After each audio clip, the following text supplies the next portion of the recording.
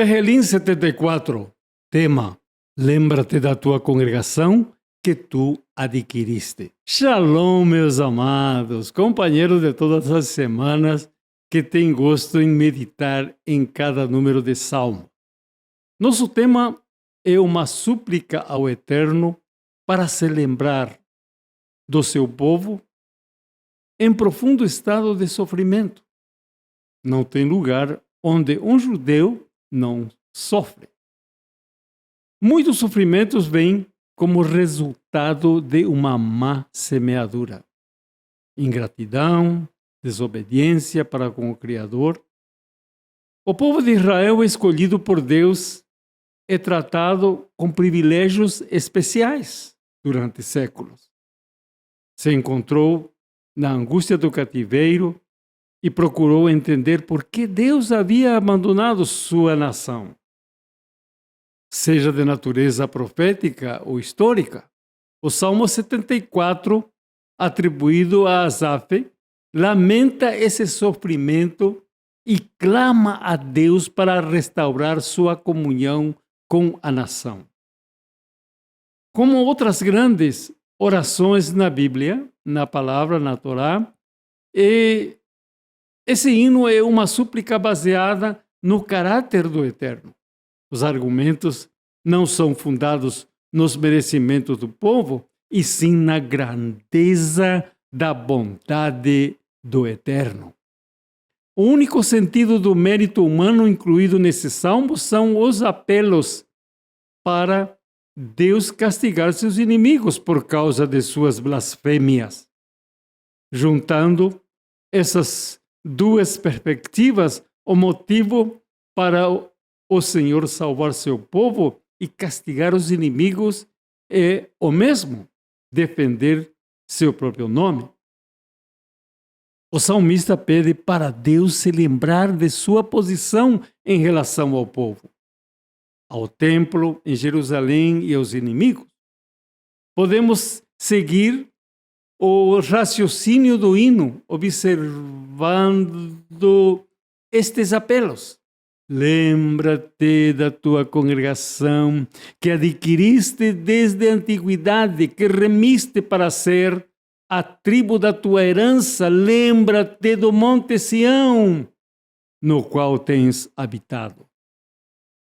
Desde as promessas feitas a Abraão, Isaque e Jacó, as proezas realizadas no livramento dos israelitas da escravidão do Egito, Deus havia trabalhado para criar e preservar o povo de Israel. Monte Sião, o local do templo em Jerusalém, foi visto como a habitação de Deus desde o reinado de Davi.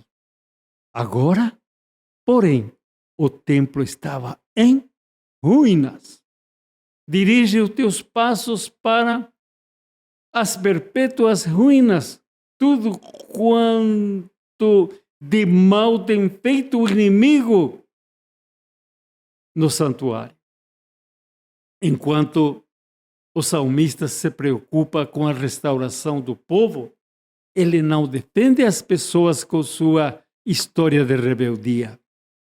A honra de Deus está em jogo, pois sua casa foi profanada. Ele continua com mais detalhes desses ultrajes. Os teus adversários bramam no lugar das assembleias e alteiam em seus próprios símbolos.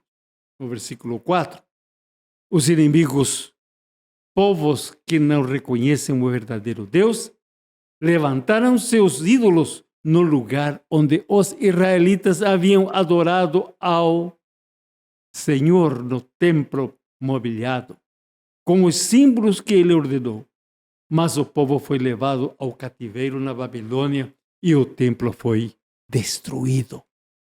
Asaf descreve a circunstância dos judeus durante esse tempo de afastamento de Deus. Já não vemos os nossos símbolos, já não há profetas, nem entre nós, nem quem saiba até quando. Verso 9. Quando Deus se lembra do seu povo e do seu lugar especial, necessariamente se lembra das blasfêmias dos povos rebeldes. O foco no final do salmo: lembra-te disto. O inimigo tem ultrajado ao Senhor, que acontece hoje em nossos dias. E um povo insensato tem blasfemado o teu nome. O mérito da causa de Asaf não estava na justiça de Israel, pois não teria nenhuma defesa depois de séculos de rebeldia em escala nacional. Ele não disse que Israel merecia a salvação, e sim que Deus merecia, como ainda merece, a glória. A causa não foi do povo, e sim de Deus, do seu Deus. Levanta-te, ó Deus, planteia a tua própria causa. Lembra-te de como o ímpio te afronta todos os dias.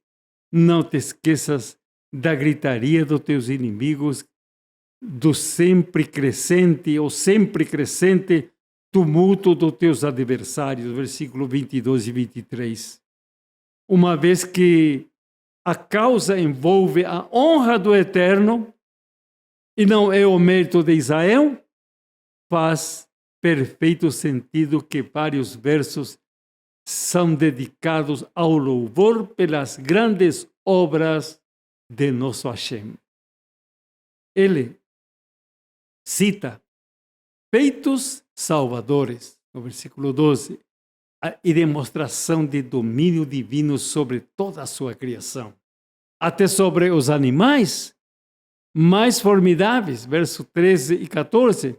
Como Criador, ele controla o universo e todos os aspectos da natureza, versículo 15 a 17.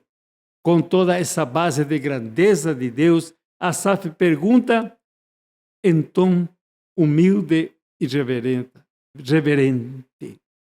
por quê? Essas perguntas também abordam o problema dos dois lados. Por que Deus rejeitou seu povo? Primeiro.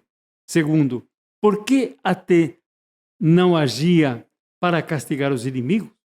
O Salmo 74 é um apelo que encerra sem resposta. Só mais tarde na história podemos enxergar a resposta de Deus. No sentido imediato, ele libertou o povo do cativeiro e permitiu a reconstrução do templo e da cidade de Jerusalém. Todas as calamidades que aconteceram com o povo foi por causa de terem abandonado e desobedecido o Eterno. Deixaram de observar seus mandamentos. O Salmo é um alerta para não desobedecermos ao Eterno. Leve isso em conta, que tudo o que nós acabamos de transmitir deste Salmo aplica-se à nossa vida. Yohanan Shaul, Shalom.